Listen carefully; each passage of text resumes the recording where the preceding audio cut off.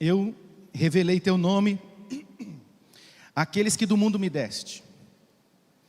Eles eram teus e tu os deste a mim, e eles têm obedecido a tua palavra. Agora eles sabem que tudo que me deste vem de ti, pois eu lhe transmiti as palavras que me deste, e eles as aceitaram.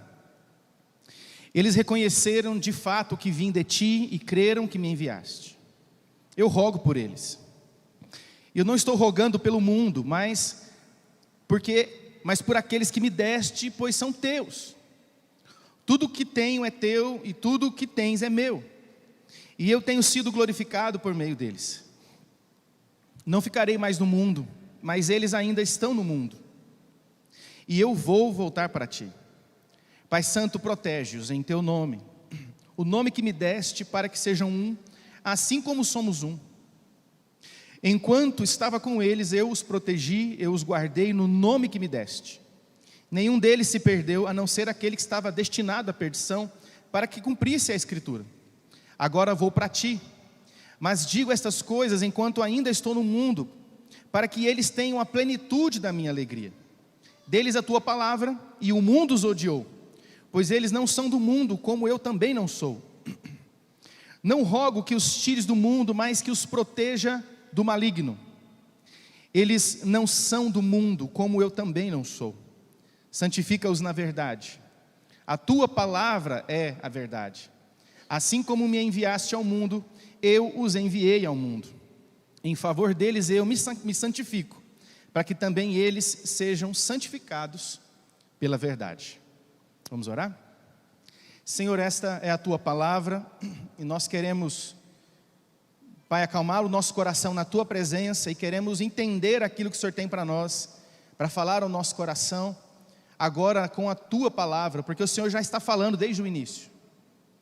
Mas agora queremos ouvir a tua voz por meio da tua palavra, e nós queremos, Pai, como igreja, como irmãos, como amigos nesta caminhada da fé, queremos nos prostrar diante da autoridade da tua palavra. O Senhor é santo, santa é a tua palavra, e a ela nós abrimos o nosso coração nesta manhã, em nome de Jesus. Amém. Meus irmãos, eu quero compartilhar com vocês sobre este tema, os desafios da espiritualidade cristã. Desafios da espiritualidade cristã. O pastor Guto falou semana passada, no domingo, também sobre esses desafios, mas um foco mais na santidade. Eu queria ser um pouco mais prático, no sentido de trazer algumas referências históricas e apontar alguns caminhos que nós precisamos trilhar como cristãos no século 21, onde nós estamos vivendo, na cidade em que nós estamos vivendo, nos contextos em que nós estamos inseridos. Jesus está orando quando o seu tempo se cumpre. Se você olhar um pouquinho antes do versículo 6, você vai perceber que Jesus está orando na primeira parte por si mesmo. Jesus está orando porque chegou o tempo de ser sacrificado, chegou o tempo de ir para a cruz, chegou o tempo de morrer. Jesus começa orando por si mesmo, e a partir do versículo 6 ele começa a orar pelos discípulos. Eu acho isso precioso demais, porque Jesus orava, Jesus conversava com o Pai. Se tem uma referência para nós de oração, uma referência para nós de intercessão, é Jesus. Do início ao fim da trajetória de Jesus, Jesus orou. Jesus esteve abrindo seu coração para o Pai. Jesus esteve revelando para nós esse caminho precioso da humilhação, da humildade, da dedicação ao Pai. Mas Jesus está falando sobre os seus discípulos. E toda vez que ele diz deles, eles, para eles, por eles, com eles, Jesus está falando sobre os discípulos, sobre aquele povo que de alguma forma estava vivendo com ele esse momento histórico, sobre esse povo que estava com ele, compartilhando esse tempo histórico, aquele século, esse início de século. E Jesus ora pelos seus discípulos, porque há razões muito claras no texto para que ele faça essa oração. Se você verificar novamente comigo, Jesus está fazendo uma oração de preocupação com seus discípulos. Jesus está dizendo: eu estou indo, eles vão ficar. Enquanto eu estive aqui com eles, eu os protegi com o nome e a autoridade que o Senhor me deste, mas agora eu vou voltar e eu oro por eles. Versículo 9, Jesus está orando pelos discípulos porque os discípulos pertencem a Ele. No versículo 10, Jesus está orando pelos discípulos porque os discípulos glorificam a Ele e glorificam ao Pai. No versículo 11, ele ora pelos discípulos porque os discípulos precisam de proteção. E claro, por que precisa de proteção? No versículo 14, por causa da tua palavra, o mundo os odeia. Então eles precisam ser protegidos. No versículo de número 15, ele ora porque há forças malignas que virão contra os discípulos. E no versículo 19, ele ora porque os discípulos foram chamados e foram enviados, assim como o próprio Cristo foi chamado e foi enviado ao mundo, e no mundo eles terão contato com toda a espécie de mentiras. E por isso no versículo 19 Jesus ora para que eles sejam consagrados na verdade, assim como ele também se santificava, se consagrava na verdade. O que Jesus está dizendo para os seus discípulos vocês vão passar por desafios, a espiritualidade de vocês será testada, a espiritualidade de vocês será observada, aquilo que vocês professam com os lábios será testado, virão forças opressoras sobre vocês, que vão testar a fé de vocês, a espiritualidade de vocês, a confiança de vocês, a profissão de fé em mim que vocês fizeram, e vocês precisam se manter firmes. Jesus está deixando claro para os seus discípulos que no seu tempo, naquele tempo histórico, os seus discípulos passariam por desafios enormes, quando pensamos sobre a sua fé e sobre a sua espiritualidade. A grande questão é que essa oração de Jesus não é feita apenas pelos discípulos do seu tempo histórico. Se você der um pulinho para o versículo 20, que foi o versículo que nós não lemos, e eu não li de propósito, Jesus diz: a minha oração não é apenas por eles, por esses que estão perto de mim agora, rogo também por todos aqueles que crerão em mim, por meio da mensagem que eles vão pregar. O que Jesus está fazendo é inserindo eu e você na história da espiritualidade cristã que se desenvolveu ao longo do tempo. O que Jesus está fazendo é inserindo eu e você, a minha família e a sua família, os meus dons e os seus dons, o meu chamado e o seu chamado, para esse contexto histórico onde a fé será provada, onde a espiritualidade será provada e onde nós vamos precisar continuar vivendo firmes a nossa fé. Existiram desafios para o tempo de Jesus, existiram desafios nos séculos que seguiram, mas só para você ter uma noção, o século XVIII, pegando os 3 últimos séculos, século XVIII, um século de profundas transformações políticas e ideológicas no mundo inteiro. Mas no século XVIII existiam discípulos de Jesus como Jonathan Edwards, como John Wesley, como Charles Wesley, como Moody, como Spurgeon. Se há um desafio no século, há um leque de discípulos que estão prontos para encarar os desafios do século. Século XVIII, com todos os seus desafios, homens como John Wesley disseram: não me preocupo com o que pode acontecer daqui 100 anos. Aquele que governa o mundo antes de eu nascer, cuidará disso igualmente quando eu estiver morto. A minha parte é melhorar o momento presente. Mas aí viemos para o século XIX.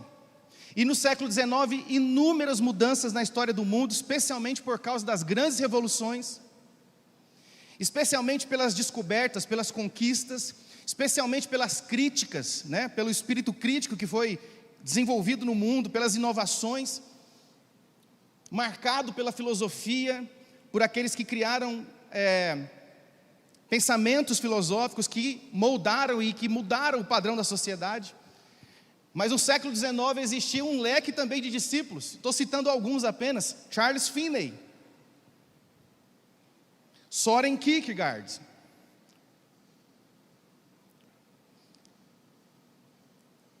homens que tiveram a coragem no seu tempo de dizer o seguinte, como Spurgeon disse: se os pecadores, serão de fato condenados, pelo menos que seja pulando sobre os nossos corpos. Se eles vão perecer, que pereçam com as nossas mãos tocando seus joelhos e implorando que fiquem, que aceitem, que entendam Jesus. Se o inferno tiver que ser cheio, pelo menos que seja cheio, apesar de todos os nossos esforços, que ninguém entre ali sem antes ter sido avisado, e que ninguém entre ali sem que nós tenhamos intercedido por eles. Mas aí viemos para o século 20, e o século 20 é chamado por alguns historiadores de o século dos extremos, por causa de tantas coisas que nós vivemos no século 20, tantas guerras, 2 guerras mundiais que devastaram o mundo, nazismo, Guerra Fria. Mas no século 20 existia também homens, discípulos de Jesus, que fizeram a diferença, que entenderam o desafio, como o A.W. Pink, como Karl Barth, como Dietrich Bonhoeffer, como Francis Schaeffer, John Stott, Billy Graham. Homens que tiveram a coragem também de dizer, como Karl Barth, o Evangelho não é uma verdade entre outras verdades. Em vez disso, o Evangelho estabelece um ponto de interrogação contra todas as verdades. E agora nós estamos no século 21. E no século 21 existem pessoas também, e nós estamos aqui no século 21. A questão é se o nosso legado será tão importante quanto o legado desses homens e mulheres que entenderam o desafio dos seus séculos, do tempo em que viveram, e deram a cara para bater. Não fugiram da guerra, não fugiram das batalhas. Todos encararam os desafios da espiritualidade cristã na geração em que eles viveram. E não será diferente conosco, não está sendo diferente conosco. Não será diferente comigo, não será com você. Deus não poupou todos os seus servos do passado de passar por esses desafios. Não pense que Deus poupará a mim, a você, a nossa família, a nossa igreja, de encarar desafios sérios que vão requerer de nós posturas espirituais. O primeiro grande desafio do nosso tempo, e aí aqui de fato foi uma luta colocar apenas em 3, porque nós poderíamos enumerar muitos desafios. Mas de modo prático, o primeiro desafio que eu penso que, e estão nessa ordem realmente, porque eu creio que é nessa ordem de dificuldade, o desafio de entender quem somos. Talvez o grande dilema do nosso século seja o dilema da identidade. Talvez seja o grande dilema, o dilema do autoconhecimento, de saber quem de fato nós somos, porque nesse tempo em que nós vivemos, existe milhares de afirmações sobre o que você é, sobre o que você pode ser, mas talvez a maior delas seja a afirmação de que você pode ser o que você quiser ser. Você pode ser qualquer coisa, desde que isso te agrade. E nesses primeiros passos do século 21, nessa mentalidade, com esse pensamento, o ser humano criou crises que não foram experimentadas nos séculos anteriores. O ser humano criou crises profissionais, criou crise de segurança, crise de mobilidade, crise de combustíveis, crise de água, crise de consumo, crise de política, crise do próprio cristianismo. Mas há uma convergência aqui entre o pensamento teológico e o pensamento sociológico. Os dois pensamentos dizem que o homem é protagonista da sua história. E é verdade, porque Deus não está fazendo a obra dele por meio de anjos.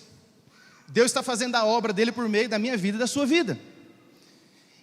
Deus está apontando para nós e dizendo: eu ainda creio que os meus filhos se converterão, que os meus filhos entenderão o caminho, entenderão quem eu sou, para que eles entendam quem eles são.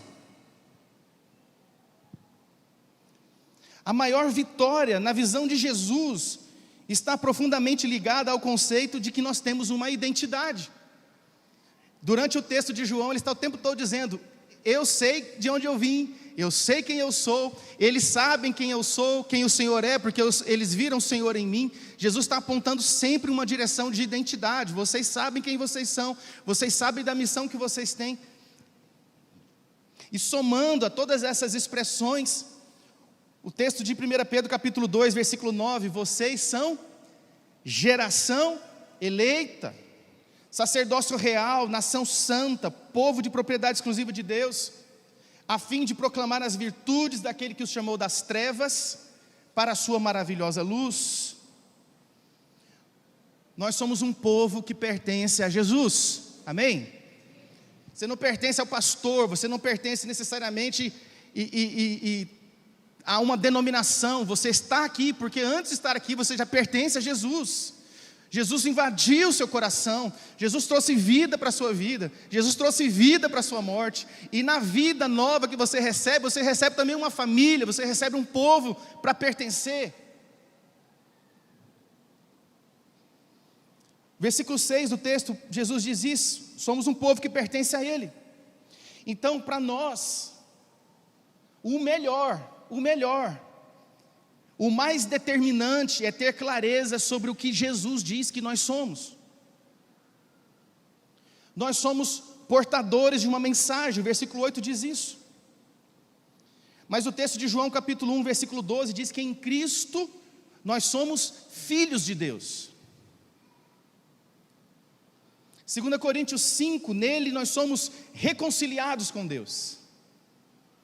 João capítulo 15, versículo 14, diz que nós somos amigos de Deus. 1 Coríntios capítulo 6, do verso 17 ao verso 19, diz que nós estamos unidos com Deus, somos templo de Deus, o seu Espírito, a sua vida, vivem em nós. Então eu não sei qual é de repente a palavra que você tem ouvido a respeito de quem você é, a respeito da sua identidade, a respeito da sua vida pessoal, mas se for uma palavra diferente dessa, do que a Bíblia diz que você é, você precisa rejeitar essa palavra. Antes de dizer eu sou o que eu quiser ser, eu farei o que eu quiser fazer, nós precisamos dizer eu sou o que a Bíblia diz que eu sou. Eu faço o que a Bíblia diz que eu posso fazer. Eu vivo da maneira como a palavra de Deus diz que eu devo viver. E eu adoro a Deus na intensidade que a Bíblia diz que eu devo adorar.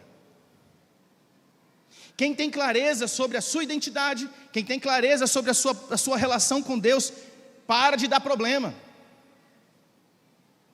Para de criar dificuldades, para de criar confusão e passa a ser solucionadores de problemas. Ao invés de criar problema, você vai solucionar problemas. Ao invés de se sentir sozinho, desligado, desconectado, você vai se sentir pertencente a uma família e você vai ensinar outras pessoas a se sentirem assim também. Você será promotor de vida e não um agente de problema, mas um agente de transformação no seu tempo, no tempo histórico em que Deus está te permitindo viver e edificar as coisas que você está edificando. Você pode viver como um verdadeiro filho de Deus, porque a Bíblia diz que não há condenação para aqueles que estão em Cristo Jesus. A grande pergunta é: eu estou em Cristo? Ou eu não estou em Cristo? Porque você pode de repente estar aqui, mas não estar em Cristo.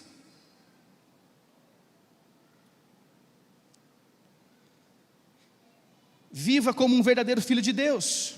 Você pode dizer isso comigo: eu sou o que Ele diz que eu sou. Então vença o desafio de entender quem você é, porque a Bíblia está cheia de afirmações sobre quem você é para Deus. Segundo lugar, o segundo desafio é o desafio de nós não assumirmos a forma cultural do nosso tempo. O desafio de nós não assumirmos a forma cultural do nosso tempo. Você percebe isso, talvez com muita clareza, na vida das crianças, na vida dos adolescentes. O adolescente tem uma determinada conduta, uma determinada postura, um determinado jeito de ser. De repente ele conhece uma turminha, e ele começa a andar com essa turminha. Daqui a pouco ele está fazendo a mesma coisa que a turminha está fazendo. Agora já passa a gostar das coisas que a turminha gosta, e que talvez ele nem gostava, mas porque a turma faz, Ele também faz. Só para ilustrar esse desafio. Porque o mundo que nós vivemos, que é chamado de mundo pós-moderno, é um mundo de uma profundidade de desafio enorme. Interessante é que as pessoas se interessam por espiritualidade. As pessoas buscam ler, buscam conhecimento sobre espiritualidade. Por isso nós temos tantas manifestações religiosas por aí, tantos movimentos religiosos. A grande questão é que a marca da espiritualidade, da pós-modernidade, é uma espiritualidade construída a partir de si mesmo. É uma espiritualidade construída a partir de uma visão pessoal sobre Deus ou sobre o mundo espiritual. E é uma espiritualidade construída a partir das necessidades pessoais. Eu busco Deus, eu busco o sagrado, porque eu tenho uma necessidade dentro de mim, algo que eu preciso resolver, e é o sagrado que resolve. A forma cultural do nosso tempo, e você deve experimentar, você deve sofrer talvez isso na pele por aí, é determinada pela autossuficiência. A independência, nós não queremos mais depender uns dos outros, nós não queremos mais depender nem das pessoas com quem nós convivemos mais próximo.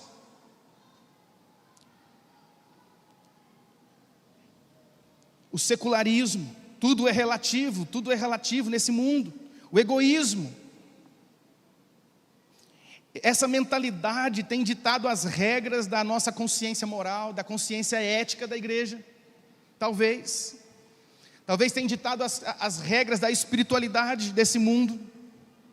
O grande fato é que nós vivemos num mundo inquieto, num tempo inquieto. Acabamos de sair de uma pandemia, onde muita gente morreu, que deixou os governantes da terra de cabelo em pé, porque ninguém soube o que fazer, que deixou as autoridades sanitárias desesperadas também, porque ninguém sabia o que fazer.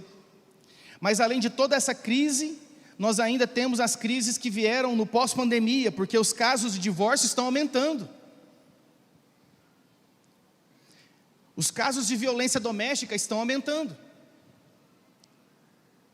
Os casos de suicídio estão multiplicando a cada dia. Os problemas emocionais, os problemas relacionais, estão aí como talvez um dos maiores desafios dos nossos dias. Isso quer dizer que a nossa sociedade está doente. E paralelo a toda essa desgraça, nós temos umas ideologias também desgraçadas, que estão desgraçando a vida das nossas famílias, se assim permitirmos. Ideologias que estão sendo aplaudidas como um resultado benéfico da evolução do nosso século. A masculinidade sendo questionada, a feminilidade sendo questionada, a família sendo questionada, e a sociedade pós-moderna, secularizada, aplaudindo como se isso fosse meramente um resultado da evolução do século em que nós vivemos. Isso é do inferno.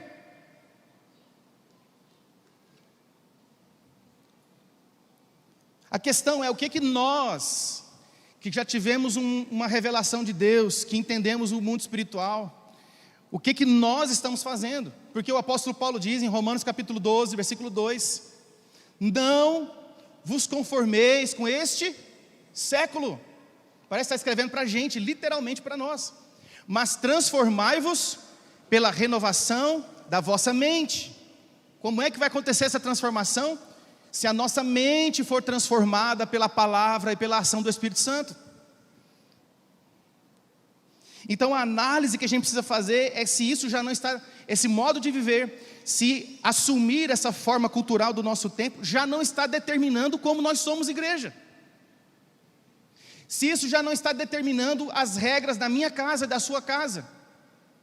Se isso já não está determinando as regras dos nossos relacionamentos.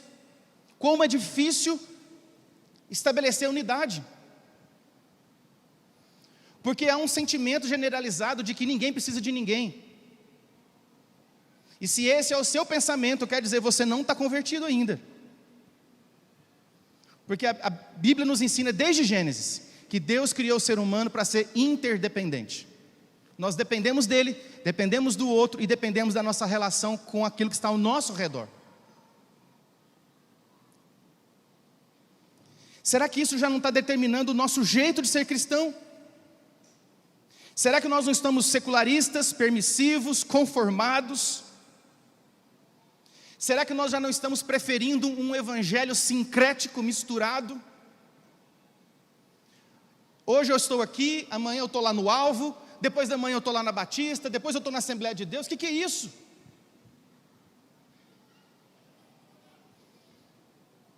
Você nem consegue dizer quem é o seu pastor. Você nem consegue dizer qual é o seu ministério, qual é o seu chamado, porque você não para. Porque o evangelho é sincrético, e um evangelho sincrético é fraco.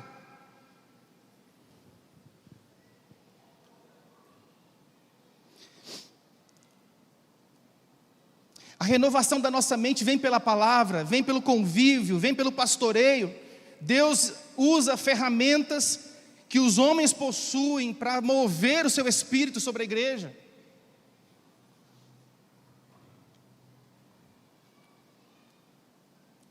Agora, que tipo de promotores temos sido? Será que nós estamos promovendo a consequência da mente renovada? Porque o texto continua: não vos conformeis com este século, mas transformai-vos pela renovação da vossa mente, para que vocês experimentem a boa, perfeita e agradável vontade de Deus. Se nós experimentamos, nós temos a legitimidade de oferecer aquilo que a gente já experimentou. Você não pode oferecer uma comida para alguém que você nunca comeu. Esses dias os irmãos foram visitar minha casa lá em Palmas, na casa do meu pai, e a gente fez uma comida típica da nossa região, piqui.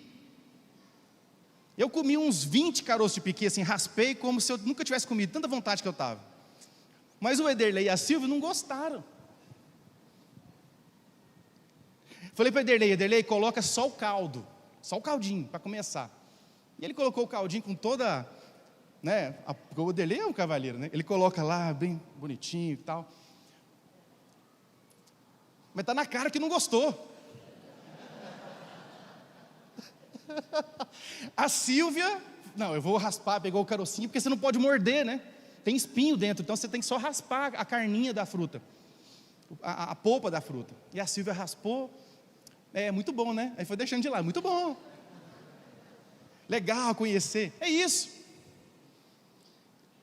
Quando a gente vai num lugar que tem uma comida gostosa, a gente oferece para as pessoas: gente, vai lá naquele restaurante porque é demais. A comida é boa, a pizza é gostosa, a gente vira promotor do restaurante. E não ganha nada por isso, nem desconto. Agora, com a palavra de Deus, a gente experimenta, a gente ouve, a gente é bombardeado o tempo todo por ministrações, mas parece que não tem o mesmo sabor que tem uma pizza. Porque a gente não consegue ser promotor dessa vontade boa, perfeita e agradável do Senhor, que só vem pela palavra. Esse é o mal do nosso tempo. E para piorar, talvez existem pessoas que querem ser cristãos para ter uma vida fácil.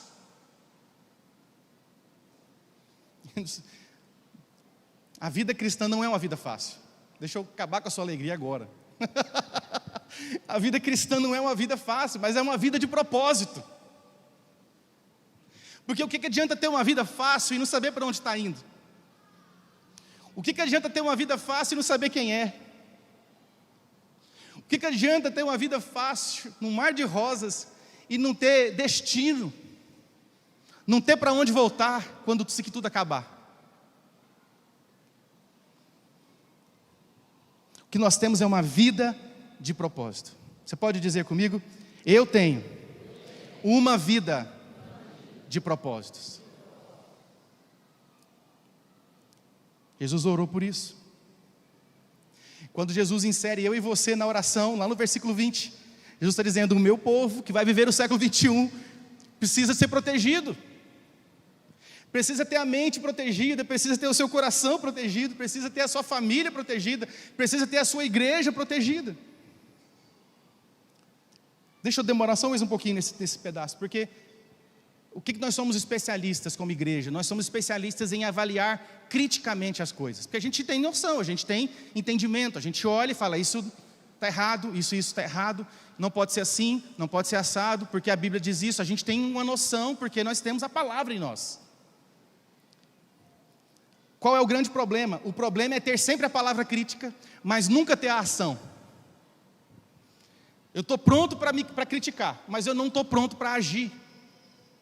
Eu estou pronto para apontar o defeito, para apontar o problema, para apontar tudo que está errado, mas eu não estou pronto para ser a diferença. Eu não estou pronto para apontar o caminho que vai mostrar a diferença, que vai revelar a luz de Cristo, que vai revelar o entendimento de Cristo. Eu não estou pronto para isso. Tem que ter coragem para viver a vida cristã no nosso tempo. Tem que ter coragem para colocar a mão no arado e não olhar mais para trás. Tem que ter coragem para abrir mão daquilo que a gente gosta muito, para fazer uma coisa que a gente faz por vocação, por chamado, por propósito. Nós acabamos de declarar que temos propósito. Mas tudo está na frente do propósito, tudo está na frente da vocação, tudo está na frente do chamado, e a gente ainda quer olhar para Deus e dizer o que Deus tem que fazer.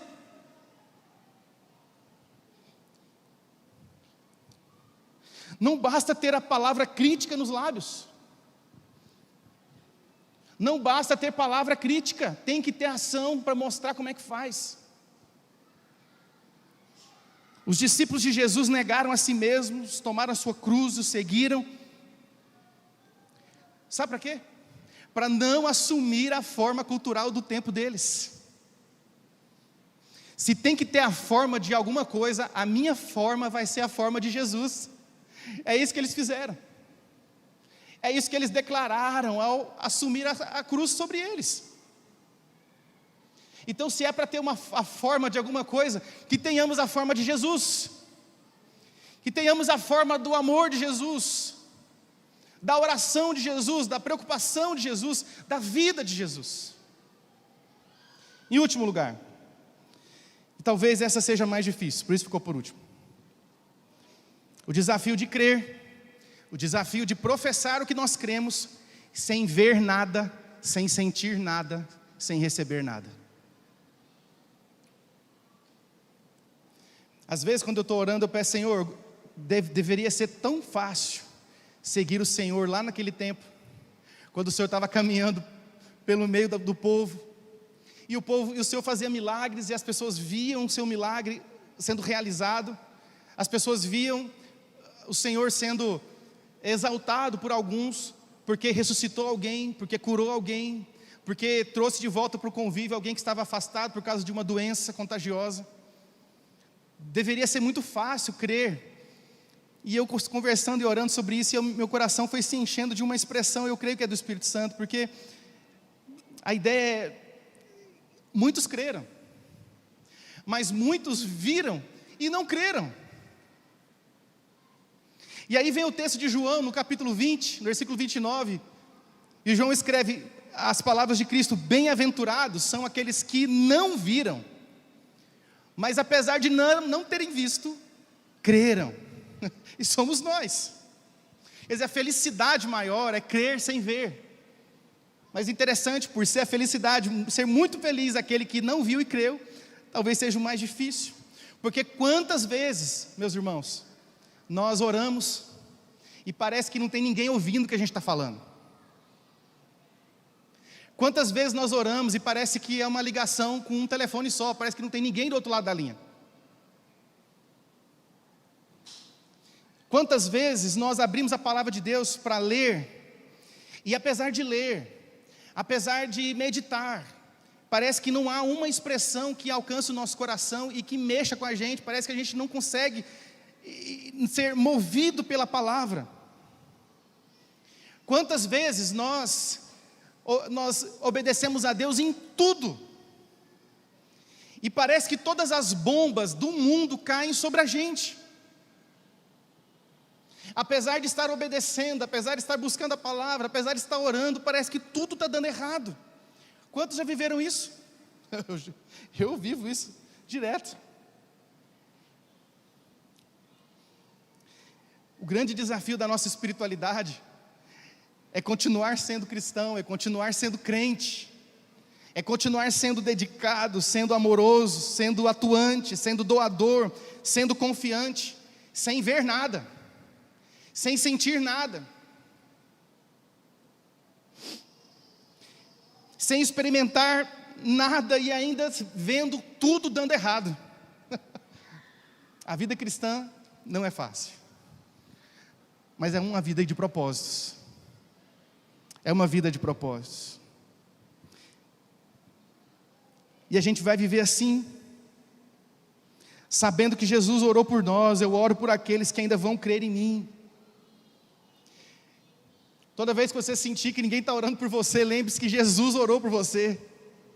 Que Jesus disse: eu quero cuidar dos meus discípulos, especialmente daqueles que virão, porque eles vão precisar, porque eles não vão ter muitas vezes nem a oportunidade de ver o que esses aqui agora estão vendo. Eu já vi milagres acontecer, eu dou glória a Deus por ter tido essa oportunidade. Mas talvez muitos de nós vão viver a vida toda sem ver com seus olhos um milagre assim acontecendo sobrenaturalmente. Mas se nós tivermos uma vida longa, nós vamos comprovar ao final da vida que todos os dias da nossa vida foi um milagre, porque todos os dias nós levantamos, respiramos, demos aquele suspiro profundo e fomos alcançados pela misericórdia de Deus. Um milagre, porque nós não somos merecedores disso. É pela graça. É porque Jesus nos ama. Então eu não preciso necessariamente ver, eu não preciso comprovar ações sobrenaturais de Deus. O que eu preciso é crer, porque é pela fé no Filho de Deus que nós somos mais do que vencedores. A todos quantos creram, não é a todos quantos viram, é a todos quantos creram, deu-lhes o poder de serem feitos filhos de Deus. Eu e você, querido. E viver assim, sabendo que muitas vezes a estação que mais vai gerar crescimento em nós vai ser exatamente a estação da crise, a estação da preocupação, da dor, da despedida, do luto. São situações que vão gerar profundamente em nós crescimento. Sabendo que Deus sempre trabalha no invisível. E ninguém, como o pastor Guto falou semana passada, ninguém elogia a fundação. Você constrói a casa, todo mundo vê a casa, está bonita, você recebe um elogio pela casa. Nossa, sua casa é linda, bom gosto para decorar e tal, mas ninguém fala da fundação. Jesus está trabalhando a fundação da nossa vida, lugar que ninguém vê, que você não vai ser aplaudido por isso, os holofotes não vão brilhar porque não vai aparecer, mas é essa fundação que vai dar sustentação para a sua vida, sustentação para crer quando você não vê nada, sustentação para crer quando você não presenciar nenhum milagre, sustentação para crer quando a oração parecer sem resposta, sustentação para crer quando você abrir a palavra e parece que a palavra não está falando com você, mas sustentados em Jesus, sustentados nele, sabendo que o que parece ter fugido do controle para nós, pode ser o maior avivamento que você vai experimentar na sua vida. Presta atenção, Deus tem me ensinado algumas coisas nesses últimos dias, nesses últimos anos. E uma delas é que Ele nunca vai dar uma palavra para que exista algo que eu e você já temos a condição e a habilidade de fazer. Entende isso? Deus nunca vai dizer: Ederlei, vai existir isso na sua vida, que haja isso sobre a vida do Ederlei, sobre coisas que Ele tem inteligência, capacidade, condições para fazer, porque Ele já deu o que você precisa. Deus sempre vai dizer: haja sobre aquilo que a gente não pode fazer. Deus sempre vai dizer: haja para aquilo que a gente não tem capacidade de fazer. A nossa incapacidade é a oportunidade para a ação de Deus. A nossa incapacidade é a oportunidade que a gente entrega, abre o nosso coração para que o Senhor haja com aquilo que precisa acontecer na nossa vida. Então talvez você esteja clamando a Deus, e nesse desafio de crer e de professar, você está clamando, declarando que crê, pedindo a Deus que Ele libere essa palavra, que haja sobre algo que Ele diz: eu já fiz, eu já te dei o que você precisa. Você tem tempo, você tem saúde, você tem condições, você tem inteligência, você tem dinheiro, você está organizado. Faça com base naquilo que eu já te dei. Pastor, eu quero um emprego melhor. Estude. Pastor, eu quero ganhar mais no meu salário. Seja um excelente profissional. Se aperfeiçoe, se capacite, cresça na sua área de atuação. Deus vai honrar o seu esforço, porque Ele já te deu a sabedoria, já te deu a condição, então faça. A produtividade do reino não é determinada pelas nossas necessidades. A produtividade do reino não é determinada por aquilo que eu digo para o Senhor que eu preciso. Não é determinada pelas exigências que nós fazemos como igreja para Ele. Senhor, eu quero isso, eu preciso disso. A produtividade do reino é determinada pelo coração de Deus. Como o pastor Guto também disse semana passada, porque o não de Deus é uma excelente resposta para a maioria dos nossos casos. E eu costumo dizer que o não de Deus sempre é protetivo, não é punitivo. O não de Deus é: estou te protegendo de algo que você nem sabe, mas eu estou te protegendo. E o sim é o sim, vamos embora para frente, está na hora, Deus deixou. Mas o não é proteção. Queridos, você tem pelo menos 3 grandes desafios como igreja. O desafio de entender quem você é. Porque se você não entender quem você é, daqui a pouco você está sendo um problema, ao invés de resolver os problemas. Desafio de não tomar a forma do mundo, onde você está envolvido, envolvida, onde você está se movimentando, com os amigos que você tem, com o trabalho que você tem, com a família que você tem. Não tomem a forma do mundo. Influencie o mundo. Influencie os seus amigos com o Evangelho. Deixa esse Evangelho brilhar por meio da sua vida. E creia, mesmo que você não veja. Creia, mesmo que você não experimente. Creia, mesmo que você não seja alguém que vá comprovar e verificar o milagre em loco com seus próprios olhos. Creia, creia, creia, creia, creia. Porque Deus faz, Deus é. Vamos orar? Vamos colocar de pé. Nós já vamos encerrar o nosso culto, glorificando a Deus por esse tempo. Enquanto o Ministério de Louvor vem à frente, eu queria dar aí alguns segundos para você fechar os seus olhos e pudesse fazer a sua oração dizendo ao Senhor: Pai, o Senhor me tirou do mundo. Mas ao mesmo tempo em que o Senhor me tirou do mundo, o Senhor me envia para o mundo. Me envia para ministrar, me envia para ser uma referência, me envia para influenciar. E na tua oração o Senhor diz que não nos deixará sozinhos. Então, Pai, vem sobre nós, não nos deixe sozinhos.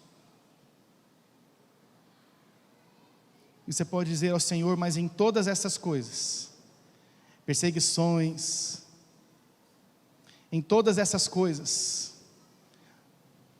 desafios espirituais, mas em todas essas coisas, dores, medos, mas em todas essas coisas, alegria, mas em todas essas coisas, família, e não pela família. Em todas essas coisas, somos mais do que vencedores. Em Cristo Jesus, por amor de Cristo Jesus, e para que Jesus seja glorificado na nossa história, assim como Ele foi glorificado na história dos discípulos que vieram antes de nós. Nós somos discípulos de Jesus. Querido, você tem um destino, você tem uma identidade, você tem um propósito. Deus não te trouxe para esse lugar à toa.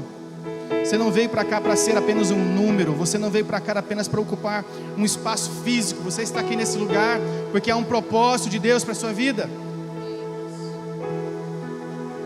E não há nada do que viver o propósito de Deus, nada melhor do que viver o propósito de Deus. No mundo busquei,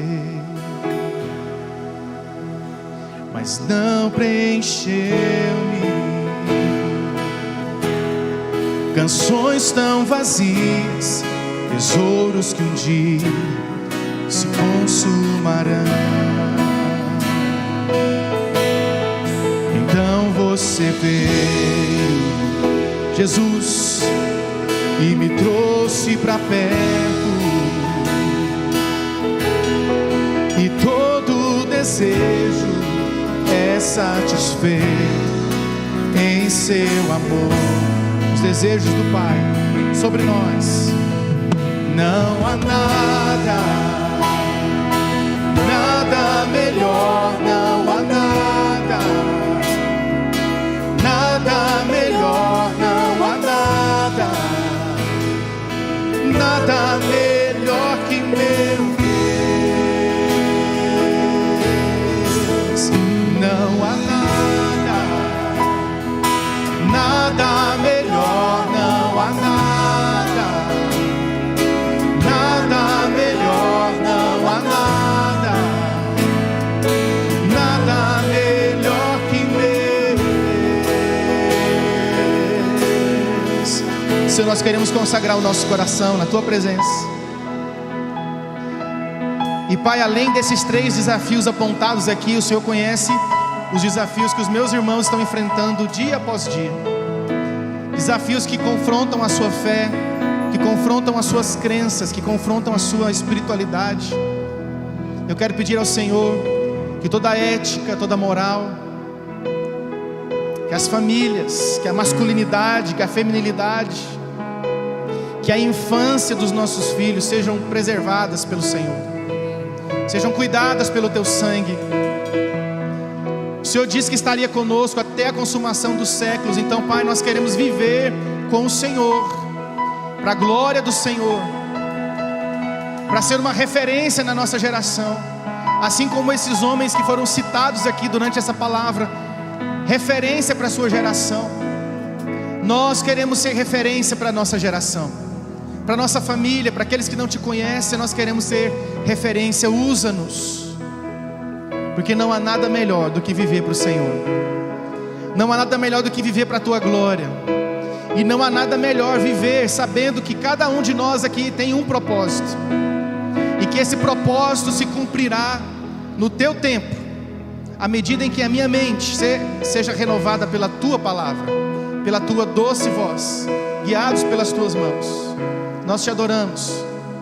Recebe o nosso culto nesta manhã.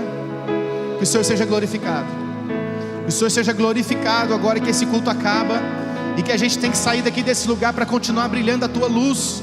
Que a Tua luz brilhe sobre nós, que os nossos lábios falem do Teu amor, em nome de Jesus. Que a graça e a paz do Senhor Jesus Cristo, o amor de Deus nosso Pai, a comunhão, a consolação do Espírito Santo de Deus esteja sobre a sua vida hoje e sempre, te dando coragem para encarar os desafios que você terá. Juntos, como família do Senhor, nós nos despedimos nessa manhã, em nome de Jesus. Amém e amém. Vamos aplaudir o Senhor. Recebe o Senhor a honra, a glória e o louvor. Deus te abençoe. Tenha um domingo abençoado, em nome de Jesus. Não há nada